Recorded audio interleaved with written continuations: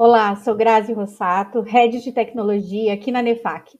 Bem-vindos ao nosso terceiro episódio da playlist Radar de Tecnologia aqui na Nefac News. Hoje a gente vai falar sobre cultura e tecnologia. O que o Japão e a Coreia do Sul podem ensinar ao Brasil. E para participar dessa live, eu gostaria de convidar o Gil Giardelli, da 5 Era, e nosso diretor executivo de tecnologias disruptivas. Gil, se apresenta para a gente, por favor. Olá, Grazi. Um ótimo dia para todos que estão nos escutando, que estão aqui.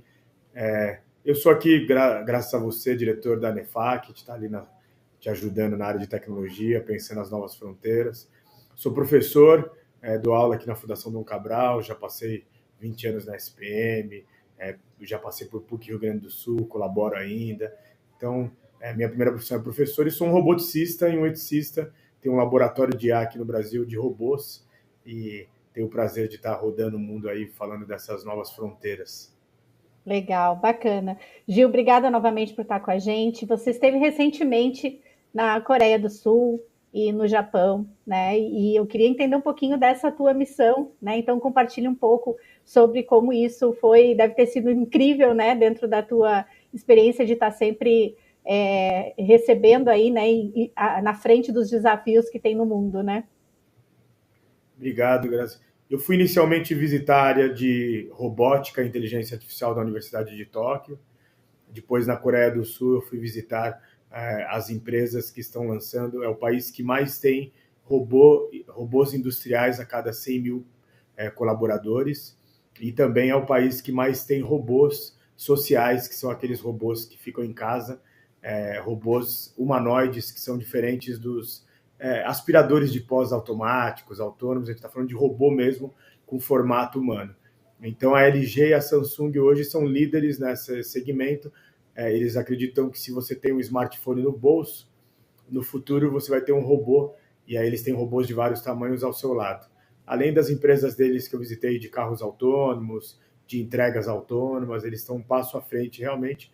Né? A Coreia do Sul, especificamente, um país que enfrentou a Guerra das Coreias durante 3 anos, entre 1950 e 1953, e sai dessa guerra, infelizmente, como o segundo país mais pobre do mundo. E hoje, entre uma das economias mais radiantes do nosso planeta, né? E o Japão, com todas as suas características de pensamento, de inteligência artificial, de robotização, e também, né, no seu conceito de equilibrar humanidades com a tecnologia, que é algo fantástico. Então, foi um sobrevoo pelo futuro que já chegou. Legal, eu acho que é importante, né? Já está aí na nossa porta e a gente está um pouquinho atrasado, né? Mas vamos lá, vamos falar um pouco sobre cultura, né? Que é um grande limitador aí para a execução dentro das empresas, países, né? E tem grande impacto na evolução da sociedade, né? Então, eu queria que você falasse também um pouco sobre essa cultura forte que esses países têm, né? Que acabam propiciando a inovação, né? E comparando também, obviamente, com o nosso país, né? O que você entende como impacto da cultura na execução dessas iniciativas? Começando pelo Japão, Grazi, o que mais me chamou a atenção já não é a primeira vez que eu vou para lá, mas agora fica muito forte. Ano que vem eles vão fazer a Expo Osaka, né? Que acontece a cada 4 anos. A última foi em Dubai. E é muito impressionante o trabalho, como eles se dedicam ao trabalho voluntário, né? Como eles colocam uma agenda realmente no seu dia a dia para fazer trabalhos voluntários. E na principal avenida de Ginza, né, que é o bairro mais famoso para os turistas, eu vi grupos de executivos e executivas como nós, que se dedicam toda semana a 1 hora por dia para recolher lixos das ruas. Mas quando se fala de lixo, você imagina um saco de lixo. Na verdade, eles vão com umas pinças feitas de madeira, né? E ali eles vão retirando aquele lixo que às vezes caiu do bolso sem querer, aquele pequeno plastiquinho que caiu. Né? E foi muito interessante ver esse tipo de ação, né? De outros problemas que eles têm, que não é o lixo grande boiando no rio, é o lixinho pequenininho. Né? E também fiquei muito impactado com como eles fazem esse conceito da espiritualidade, né, equilibrado com a família, com o trabalho. Então, é uma sociedade que sobra tempo para se dedicar para suas coisas e não trabalhar tanto como os sul-coreanos. E aí eu participei de uma principal festa de rua em Kyoto, né? Kyoto, para mim, é uma das cidades mais fantásticas do mundo. E essa festa, a principal festa deles é similar ao nosso carnaval, milhares de pessoas na rua e muitos voluntários em barracas falando assim, ó, coloque seu lixo aqui, já coloca reciclado. Quando acabava a festa, que meu hotel era a uma quadra dessa avenida onde era essa festa, eram vários quarteirões, não sobrava um copinho de plástico, não sobrava nada. Parecia que a cidade tinha acabado de ser limpa. Então, isso foi impressionante. E foi um pouco parecido com na penúltima vez que eu estive lá, que Tóquio recebeu um tornado muito forte, e aí o governo pediu para as pessoas ficarem em casa, nos hotéis. Eu recebi mensagens em inglês explicando o que estava acontecendo. Quando foi liberado as pessoas saírem na rua depois de 12 horas, eu saí, era pela manhã, né, de um dia de semana, e a cidade estava completamente de cabeça para baixo. Vai demorar semanas. Em poucas horas estava tudo certinho, porque cada um sai com a sua vassoura, com os seus objetos. Então, o Japão ensina isso para nós da espiritualidade, da organização, do pensamento coletivo. E a Coreia do Sul, Grazi, é algo interessante, porque até pouco tempo atrás, há 10 anos atrás, eles trabalhavam 7 dias por semana para os chineses. E as novas gerações falavam, não, eu final de semana para nós. E isso foi mudado, trabalho de segunda a sexta. Só que eles estão enfrentando um tipo de uma crise econômica lá na Coreia do Sul. Não uma crise muito grave, mas não cresce mais como crescia antigamente a economia. E aí as grandes empresas pediram para os seus principais executivas C-levels, voltarem a trabalhar de sábado e domingo para dar o exemplo para toda a equipe voltarem a trabalhar de sábado e domingo. Então, é algo interessante, porque conquistaram algo que é ter o sábado e domingo, que eu acho que é muito válido, e agora não voltamos para trabalhar quando a economia voltar ao normal. E os dois países me mostraram o seguinte, lá é muito comum você ver pessoas de 80, 90 anos trabalhando. Para eles, o trabalho faz parte da vida inteira. Então, é interessante. Muito bom. É a cultura do coletivo, né? Preocupação com lixo, né? Olhar a sociedade de uma forma um pouco mais abrangente, né? E entender que não é tão olhando no umbigo, né, que a gente vai conseguir evoluir. E isso eu acho que é uma grande diferença cultural que a gente vê no Brasil, né? Aqui as pessoas olham talvez muito para os seus interesses e pouco para a sociedade como um todo. Mas quando a gente olha tendências, né, emergentes que você observou aí nesses países, além da questão, obviamente, de qualidade de vida, preocupação com o coletivo, o que você acha que vai gerar mais impacto global, né, baseado no que você viu, das tecnologias que estão aí por chegar? Brasil, o Japão particularmente, ele está à frente da computação quântica no mundo. O centro deles em Tóquio é uma cidade baseada para a computação quântica, com pesquisadores, com academia. O que eu imaginava que eu viria de conceitos novos da computação quântica acontecendo daqui a 10 anos, eu vi acontecendo nesse centro de computação quântica lá, que muda completamente a tecnologia. Tudo que nós aprendemos agora vem novas palavras, novos conceitos, uma aceleração como nunca visto. Então, o Japão se posicionou na Ásia como um país que vai sempre estar tentando estar à frente da China, que é o seu principal concorrente histórico, secular. E o grande investimento deles é na computação quântica, não só na Universidade de Kyoto, de Tóquio, mas também no conceito de aplicação, de desenvolvimento de novas células para a indústria farmacêutica, para a indústria de cuidados pessoais, né? Também um pouco de reflexo do que aconteceu ali no desastre nuclear que eles tiveram no tsunami.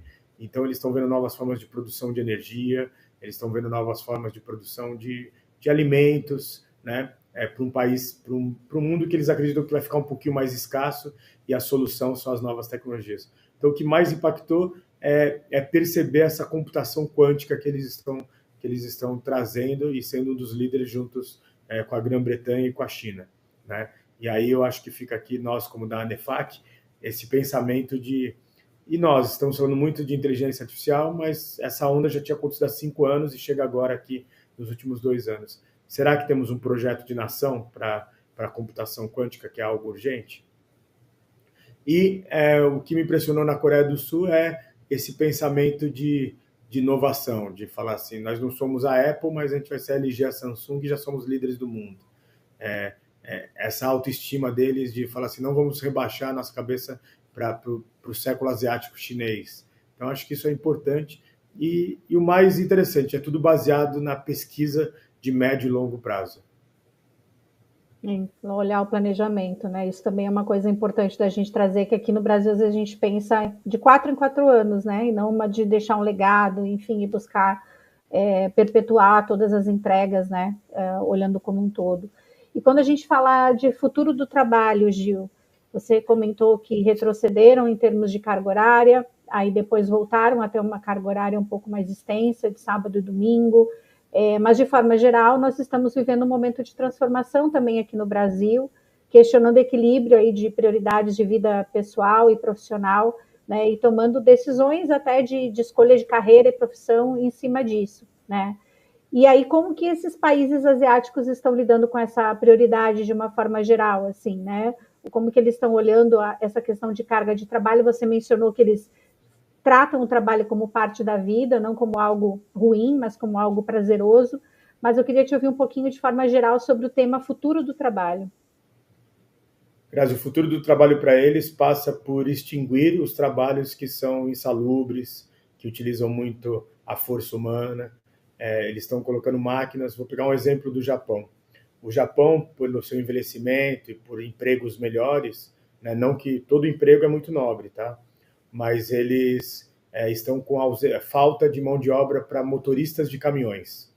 Dentro da ilha chinesa você tem muito transporte de caminhões, eles têm muito o trem, mas o transporte ainda de carga muito é feito por caminhões. E antes você tinha ali o caminhoneiro que ele tinha que transportar, depois ele tinha que fazer desmontar o caminhão, né, a entrega. E agora eles estão colocando robôs para que você faça faça o descarregamento dos caminhões. E fala assim, você caminhoneiro, fique focado apenas no trabalho de transportar. A gente quer que você se dedique a isso, é um trabalho complexo. Se você cometer um erro, pode acontecer um acidente que pode levar a sua vida e de outras pessoas. Então, sem ter esse trabalho, desde que os robôs carregam as grandes caixas. E também colocar um limite sobre o trabalho dos caminhoneiros, que tinham pessoas trabalhando 16 horas, 15 horas por dia, e agora, então, você vê que eles estão caminhando junto com a tecnologia para essa falta de mão de obra, né, especializada em áreas que não tem como extinguir agora. Isso você vê também na limpeza das cidades, onde você tem já os carrinhos autônomos limpando, varrendo, com sensores, você tem...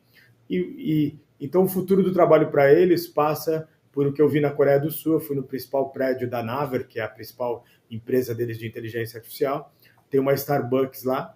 Essa Starbucks tem 100 robôs trabalhando, produzindo, entregando e fazendo cafés, entregando os croissants, né? Croissant lá não tem, na Coreia do Sul é outro tipo de cardápio na Starbucks. E lá trabalham 2 roboticistas e um assistente de barista.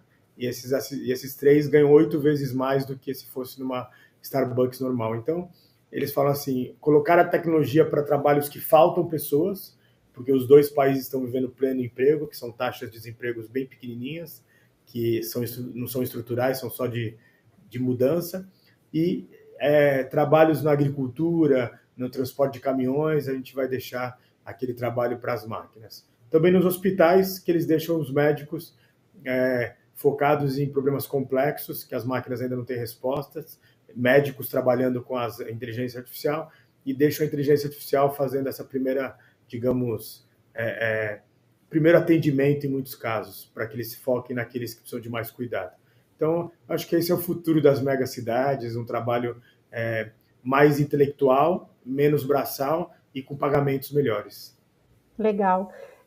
No final acaba reduzindo o custo e sobra mais para aumentar, né, o valor do salário das pessoas. Eu recentemente estive num evento também, estavam falando do subemprego, entre aspas, né, porque aqui a gente não está falando necessariamente como você disse, todo emprego é nobre, mas eles falam muito sobre a questão do call center, né?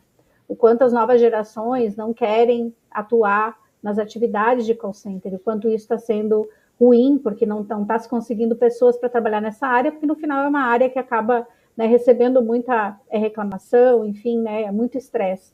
Então, eles estão colocando também inteligência artificial nessa parte e colocando as pessoas, né, para outro tipo de atividade, de uma forma que elas consigam interagir melhor com o ser humano com muito mais qualidade, né? Então, são várias frentes, eu acho aí que a tecnologia pode nos ajudar no dia a dia, que a gente pode pensar em ações de curto e médio e longo prazo, né? Mas começar, né? Eu acho que tem muita coisa aí que a gente não deve enxergar a tecnologia como uma ameaça, e sim como uma super oportunidade de nos transformar aí cada vez mais como humanos, né? E o degrau é sempre muito alto, né, Gil? E aí a gente fala também sobre educação, né? E você que é professor global, conhece bem aí dos principais desafios que a gente tem hoje no Brasil e no mundo, a tecnologia, o raciocínio lógico, criatividade, né? Isso são tudo questões que são extremamente importantes quando a gente olha sobre os profissionais, né? Os profissionais do futuro e já a necessidade do presente. E lidar com a diversidade de opiniões, né, experiências, isso também é uma pauta importante da gente ir discutindo nas escolas. Eu queria que você também falasse um pouco sobre como a educação nesses países, comparada com o Brasil, o que tem de diferente, né, e como a gente poderia, talvez, aplicar alguma coisa aí no nosso dia a dia também. Eu vou falar particularmente de Japão e China, apesar de eu não ter ido dessa vez para a China, mas fui lá numa outra vez. E o Japão é muito interessante como eles cuidam da primeira infância. E já está provado em vários projetos que a primeira infância é a parte mais importante para você formar pessoas realmente do século XXI, com pensamento inclusivo, com pensamento de futuro, com pensamento da inovação. Então é muito interessante. Eu visitei 2 escolas no Japão, pedi licença, não fui convidado, mas pedi para visitar, e escolas públicas impecáveis, aonde você vê que a comunidade está ali interagindo, que os pais estão trabalhando junto com os professores para realmente fazer uma evolução na escola, né? Eu fiz até minha 8ª série aqui, na época era até a 8ª série, né? E a primeira série, e nós, naquela época, década de 80, tinha muito essa coisa de fazer mutirão para ajudar a escola a melhorar uma vez por mês, uma vez a cada 2 meses. Então a gente fazia aquela limpeza, e os pais, os alunos, todo mundo, a comunidade. Eu voltei lá depois de um tempo, ano passado, e eu vi a escola totalmente destruída, uma escola pública de renome, né? Mas ela completamente destruída. E perguntei para uma pessoa que estava lá, né? A pessoa que era o zelador, né? Ele falou assim, essa coisa de você fazer mutirão não existe mais, não é permitido mais, não pode chamar os pais para ajudarem, existem conceitos que não deixam, o Ministério Público não deixa. Então, eu acho que essa é a diferença para eles. Eles veem a escola como algo central, como eles veem o seu templo, como eles veem talvez o seu banco, o prefeito. Eu acho que isso é essa... A gente separou muito em muros, né? E na China, eu fui fazer um projeto para a educação aqui no Brasil, e eles estão colocando em 50 mil escolas, eles estão colocando tecnologia de ponta dentro da sala de aula para a educação da primeira infância e de todas as infâncias, colocando robôs, tiaras de leitores de ondas cerebrais, mas não esquecendo do GIS e do quadro negro. E isso está fazendo com que a nota deles do PISA aumente 75% em algumas camadas, porque ali o professor consegue ver com aquelas tecnologias qual aluno está tendo dificuldade em tal assunto. E fazer aquela educação que a gente sempre falou, né? A socratiana, que era uma educação diferente para cada pessoa do mundo. E não essa educação que nasceu pós a primeira Revolução Industrial. Então, acho que a gente precisa fazer esse chacoalhão na nossa educação para a gente poder voltar a usar tecnologias sem esquecer o quadro negro e o GIS. E você acredita que no Brasil a gente está tendo essa preocupação dentro de todas as entidades aí que você participa? Eu percebo uma transformação e uma preocupação, posso compartilhar aqui, né? Esse final de semana eu tive a oportunidade de participar na escola do meu filho, fizeram hackathons, né? Eles têm 7 anos, 6 anos de idade e já estão participando de algumas atividades nesse sentido. Então eu vejo uma preocupação de olhar o indivíduo, como que ele aprende, né? E não ter uma educação tão padronizada para todas as crianças, assim, compreendendo que a gente não vai ser bom em todas as coisas, exponencializando as potências aí do que cada um é bom, né? Mas eu queria ouvir de você mesmo, que está dentro desse ecossistema, se você tem percebido que as instituições de ensino do Brasil estão preocupadas em revisitar o formato, né? Claro que sempre temos limitações de legislação, né? Mas dentro das possibilidades, se você está vendo esse movimento acontecer. Olha, Grazi, nós somos vários Brasis dentro do mundo, né? Dentro de, você tem escolas de ponta, especialmente as particulares que estão fazendo esse trabalho diferenciado. Você tem alguns diretores e professores de escolas públicas fazendo uma revolução dentro da sala de aula, mas particularmente onde eu estudo muito, nas escolas públicas, a gente está cada vez mais criando um fosso maior entre as desigualdades sustentáveis. Já está provado que investir na educação básica te diminui o fosso de desigualdade social. E não é culpa de X ou Y, dos professores, do diretor, dos alunos, é culpa do projeto de nação que nós temos já há muito tempo. Para muitos, a educação não está no centro. Então, a gente está vendo aí esse número crescente da geração nem estuda, nem trabalha, né? Trabalha sim, mas é um outro tipo de trabalho, que está na margem da honestidade, né? A gente está vendo ali governos estaduais, municipais e federais investindo bilhões em educação e não tendo resultado do outro lado. Então, eu acho que está na hora da gente começar a repensar esses modelos, porque é isso que vai nos trazer como sociedade. Então, tem colégios fazendo coisas fantásticas, tanto particulares como privados, tem outros colégios que ainda está no conceito de sala de aula sem o aluno falar, espaço concreto e tempo cronometrado. Então, a gente precisa de um projeto de nação, e esse projeto de nação não é só uma iniciativa de governo, é da iniciativa privada, da academia, de todos os entes importantes.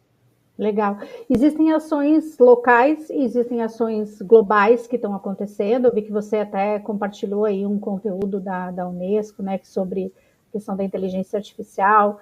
Então, eu queria também que você falasse um pouco sobre essas questões globais, né, as discussões globais que estão acontecendo, que são mais relevantes aí para a evolução tecnológica, né, olhando o todo, né, olhando o Brasil, o mundo de forma bem globalizada mesmo, né, e não olhando simplesmente país. O que você poderia compartilhar sobre isso, discussões globais, né?